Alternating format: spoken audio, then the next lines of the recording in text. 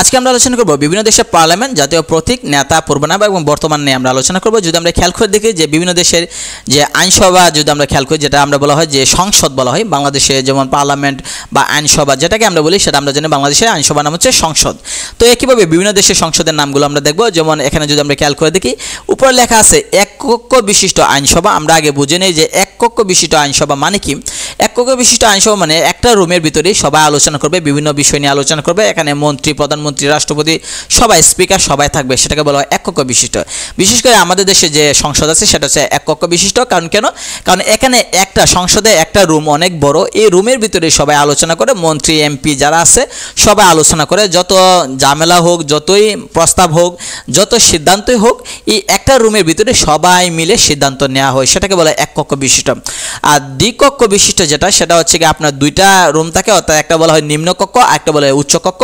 নিম্নকক্ষে একটা সিদ্ধান্ত হতে পারে, উচ্চকক্ষে আরেকটা সিদ্ধান্ত হতে পারে, সেটাকে বলা হয় এক কক্ষ এবং দ্বিকক্ষ।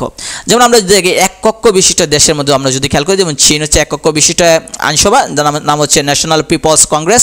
পূর্ব Timor national parliament. Iraq, Iran, Israel দেশে অ্যাসেম্বলি বা নেসেট। উত্তর কোরিয়া দেশে সুপ্রিম পিপলস অ্যাসেম্বলি দেওয়া আছে। আর দক্ষিণ কোরিয়া দেওয়া আছে মালদ্বীপ দেশে পিপলস মজলিস। এগুলো বিভিন্ন পরীক্ষা আসে। মঙ্গোলিয়া, কাতার, সৌদি আরবে মজলিস আসুরা, সিঙ্গাপুর পার্লামেন্ট, শ্রীলঙ্কা পার্লামেন্ট, তুরস্ক grand national assembly, Denmark parliament বা ফুকেটিং, পূর্ব Timor national parliament, Finland parliament অথবা এদুসকোন্ডা, এগুলো বিভিন্ন পরীক্ষায় আসে। Greece Hellenic parliament. তো আমরা যদি নিচে দেখি দ্বিকক্ষ বিশিষ্ট, যেমন ভারতের দ্বিকক্ষ বিশিষ্ট। আমরা জানি যে ভারতে হচ্ছে দুই কক্ষ বিশিষ্ট মানে আইনসভা বা সংসদ যেটা বলি। ভারতের আইনসভার নাম হচ্ছে পার্লামেন্ট, আর তাদের উচ্চ কক্ষের নাম হচ্ছে রাজ্যসভা, আর নিম্ন কক্ষের নাম হচ্ছে লোকসভা। অর্থাৎ লোকসভা হচ্ছে বিভিন্ন যে এমএলএ যারা আছে তারা বিভিন্ন আলোচনা করে, আর উচ্চ কক্ষে বিভিন্ন মন্ত্রীরা, এমপিরা আলোচনা করে। তো পাকিস্তানেও দ্বিকক্ষ বিশিষ্ট, যেটা হচ্ছে মজলিস সুরা বলা হয়, যেটা সিনেট, একটা বলা হয় উচ্চ কক্ষকে, আর নিম্ন কক্ষে ন্যাশনাল অ্যাসেম্বলি বলা হয়। অর্থাৎ নিম্ন কক্ষে কোনো একটা প্রস্তাব সেটা উচ্চ কক্ষে যায়, উচ্চ কক্ষে আবার আলোচনা করার পর সিদ্ধান্ত নেওয়া হয়।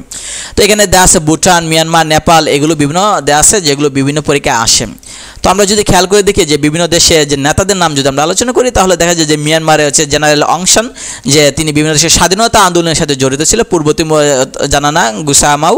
ইতালি ছিল, কঙ্গো ছিল, কিউবা, কেনিয়া, এগুলো দেওয়া আছে। অর্থাৎ বিভিন্ন দেশ স্বাধীন করার জন্য তাদের রাজনৈতিক নেতারা অবদান, সেটা এখানে লেখা আছে যে কে বা কোন কোন নেতারা বিভিন্ন ধরনের স্বাধীনতা আন্দোলনে তারা অংশগ্রহণ নিয়েছে।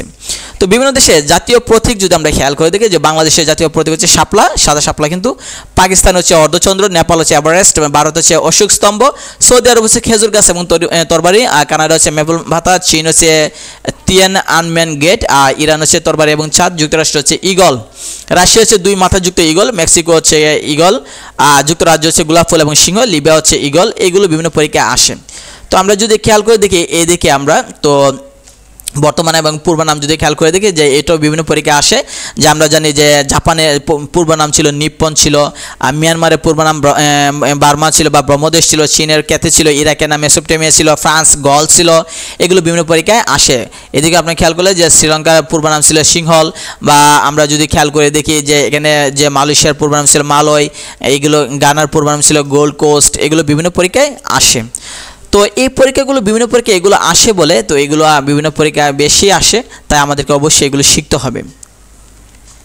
তো পরবর্তীতে আমরা আলোচনা করব বিভিন্ন দেশের ভাষা, পতাকা এবং স্বাধীনতা এবং উপনিবেশিক দেশ, জাতীয় দিবস এবং বিভিন্ন জিনিস নিয়ে আমরা আলোচনা করব।